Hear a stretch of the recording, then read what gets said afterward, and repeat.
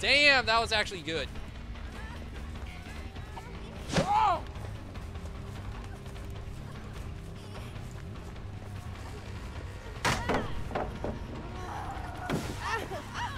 Wait, what? Wait, what? I tried breaking the pallet and it wouldn't let me because she... You've gotta be fucking kidding me, man.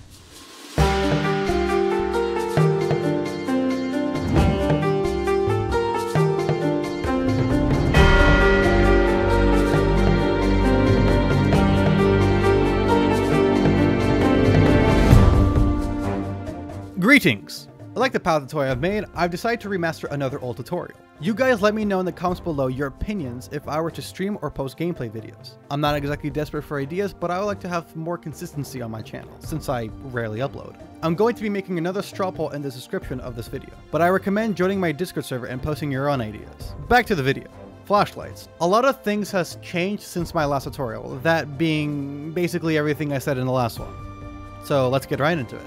Flashlights are one of the most skill-based items for survivors, providing you the strong ability to save teammates using good positioning and timing. It's important to learn the best usage of flashlights. In this video, I'll talk about the basic understanding of flashlights, flashlight add-ons, palette flashing, flashlight saving, a couple flashlight tips, and one of my personal favorites, the CG tech.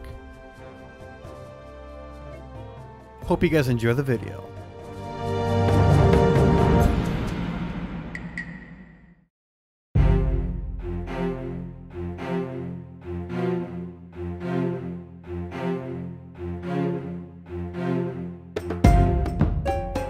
As said before, flashlights are one of the best items you can grab, and it comes with a high skill cap but great outcome out of it. It's pretty simple in how to blind the killer. You point your flashlight saber into the killer's face for a while and they will get blinded, within a certain angle.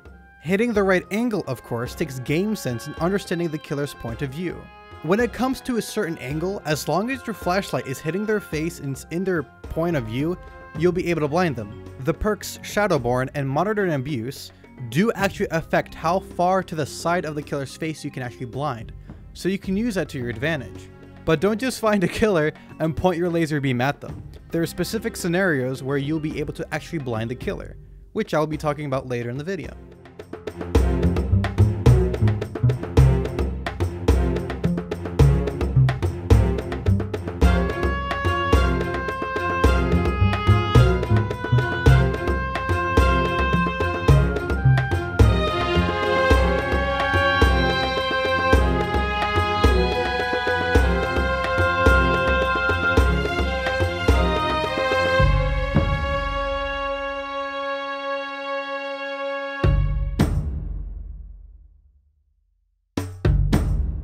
Anybody remember instant blind flashlights? If not, before the flashlight rework, a couple of the add-ons made it that you can blind the killer much faster.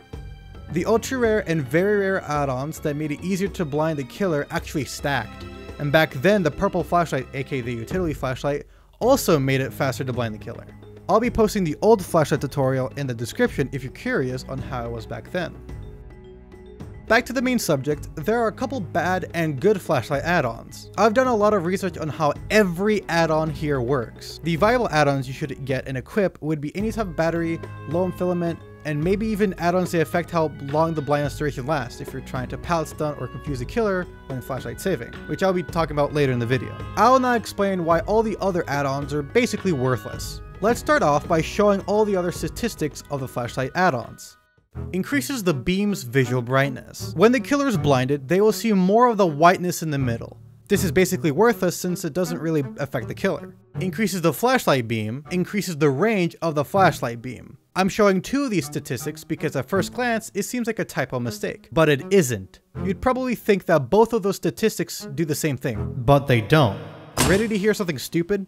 The increased range of the beam is actually a non-stat. It does not increase the range by even the slightest. So then you're probably wondering what the other add-on does. The increase to the flashlight beam add-on does actually increase the range by literally less than half a tile. I'm guessing that the developers had a typo mistake with the increased range add-on, yet make it a non-stat in the process on accident. There is another add-on that affects the range of the flashlight, but it actually decreases it. Decreases the range of the flashlight beam. Since the increase of the range of the flashlight beam add-on is a non-stat, that should mean that this one is as well, right? Nope, it does actually decrease the range, but unlike the add-on that increased the range by barely anything, this add-on decreases it by like 3 tiles. In conclusion, with the range increase and decrease add-ons, I would say they should fix the non-stat and make it what it says it is, and probably fix the typo for the add-on statistic that does increase the range, while also buffing it to make it a difference like the decrease range add-on. So either make the decrease range add-on not that bad of a penalty, or make the increase range add-on not total garbage. Increases the flashlight accuracy. I did so much research on what this add-on actually did. It took me like 3 to 4 hours to find out what it could possibly do in game. I finally had to ask a friend of mine by the name of Polyester, and he told me what the accuracy statistic actually did for the flashlight.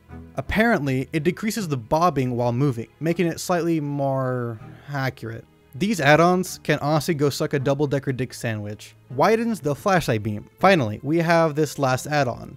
This add-on stat just makes it easier to aim at the killer, giving more of a larger angle to blind. Don't use this add-on, it's so bad. The difference is basically impossible to notice and it just sucks. I would honestly just advise getting and using batteries and filaments, or add-ons that increase the blindness duration if you're trying to do something tricky or something, I don't know. Alright, flashlights. I'm sick and tired of seeing people using fucking 2 batteries at the same time. It's stupid. I don't know why y'all do this. You probably saw it on Tide Time or some shit. Now, I know it looks like it's a lot, right? You see them fucking, 1 battery and then another battery and then boom. Stop, dude. It's not anything. You shouldn't be using that. And let me tell you what you need to do. When you use a flashlight, right? You don't want to use a fucking green battery and then a yellow battery. You don't want to use a filament and then a green battery. You want to use a green battery and then a filament. If you do it any other way, you're going to get less time on your flashlight. I'm sick and tired of people like doing these inefficient builds thinking that they're doing it the right way because it looks right. I mean, shit, I can't do a little bit of math. Or they don't know how add-ons work, how they go like left to right. So the left add-on is applied, then the right add-on. If you run a filament and then a green battery, you get that 25% bonus on the flashlight, not the battery. You're doing it wrong. You're wasting time. You're losing seconds on that precious flashlight that you really, really need to just get that killer blind on the palette, save your friend, you know, that shit that makes you feel really good inside. Green battery, low amp filament, in that order, on the flashlight. That'll give you the most time.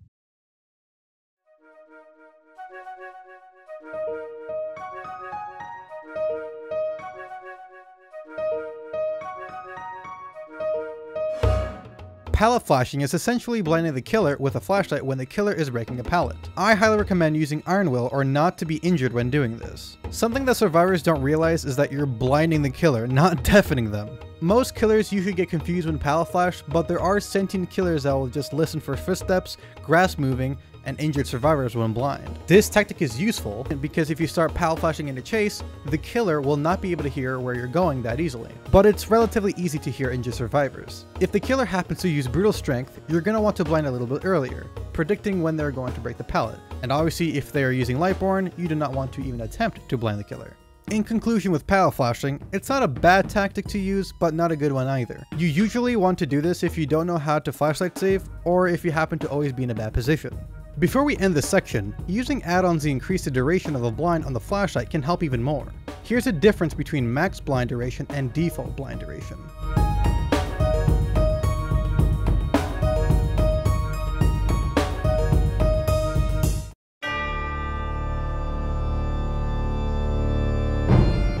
This is the most efficient way to use the flashlight. This tactic allows you to save survivors while the killer is picking them up. This is one of the hardest tactics to use, since you have to be in a good position, get the right angle, and to also learn the timing. Before we begin, the new update containing Legion made the animation slightly different than before. The animation looks like it's going back to its previous state, when it took 4.3 seconds to pick a survivor up, but it is still indeed 3 seconds to pick up the survivor. It just looks slower to make the killer's pickup animation smoother. Sadly, for people who learn the timing based off the animation like me, have to get used to a different animation. As much as I hate the change, I have to admit it does look better, and slightly more easier if you understand the timing. One last note for newer players, if you blind the killer too early, you won't be able to flashlight save. You have to time it perfect before they have a chance to look up or look away. Now that we got that dealt with, let's begin.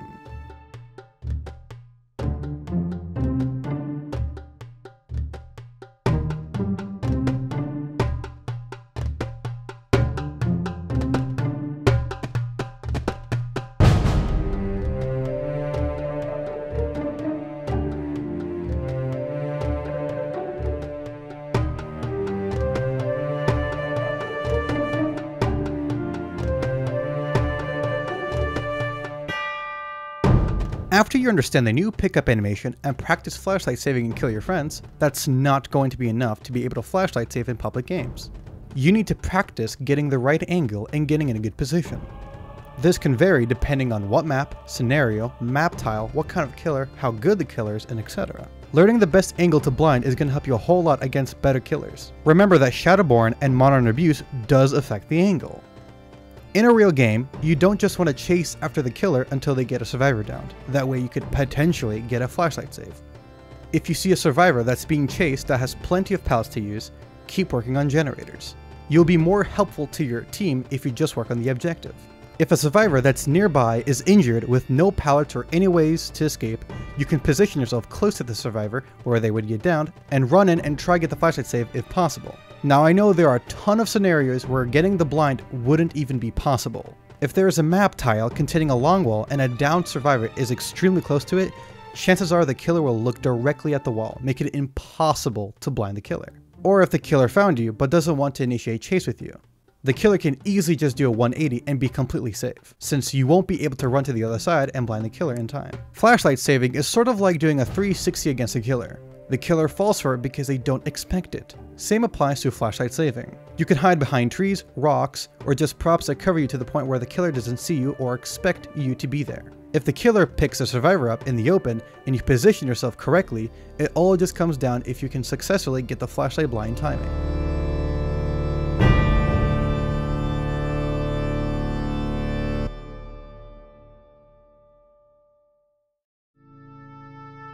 Right before we get into one of my favorite sections of this tutorial, I feel like I should talk about the other mechanics in the game that you can use with the flashlight. So let's get right into it. With the flashlight, you can burn the Wraith if he's invisible or not fully uncloaked. Best part about this is the fact that it doesn't matter if the killer's looking away or not. Wraith can avoid getting burnt with add-ons designed to go against this, or going behind props. You could also burn the nurse by blinding her while she's charging up a blink. For your information, it's not worth it at all. The stun is quite literally half a second and you aren't going to be able to blind a nurse in a situation like that. You can destroy the Hack's traps and also see an aura of her traps in a specific range from the flashlight beam. This can be useful when someone is hooked and there are traps nearby that forces you to crouch to escape. The last tip I have for you is called chain blinding. Most people know this for blinding the killer and then following it up with another blind. I quite literally find this tactic useless and also impossible against sentient killers since they can easily just look up. But there is a way to effectively chain blind the killer. If you flashlight save, you force the killer into a stun animation. In this period, you can blind the killer once more to add more confusion to the killer. This can help the survivor you just saved to make more distance, but usually won't work without Iron Will since, well, you're injured.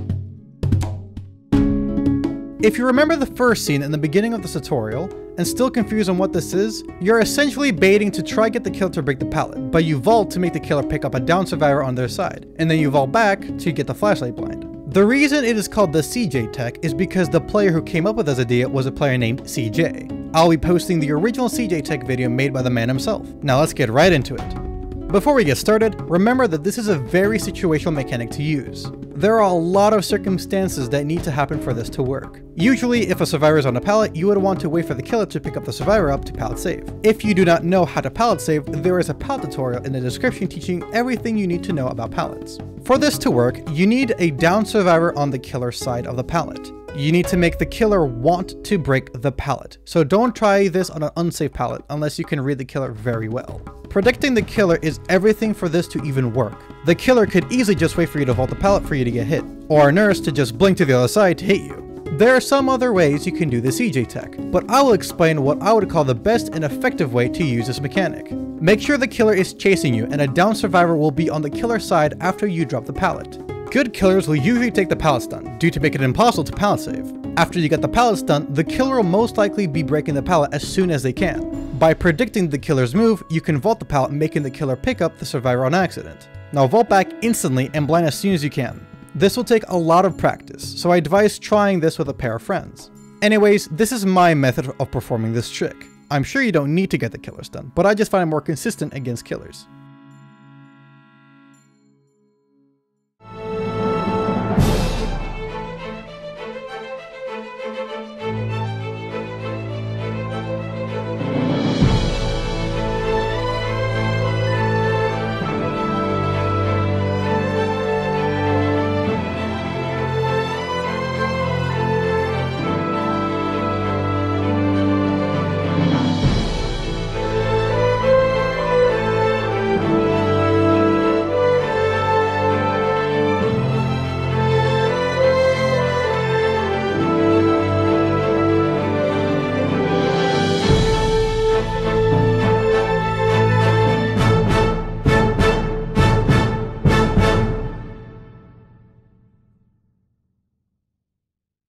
crowd. Hello? I wish I was a little bit taller. I wish I was a baller. I wish I had a girl that I would call her. I wish my dick was just a little bit smaller. Don't ruin the song!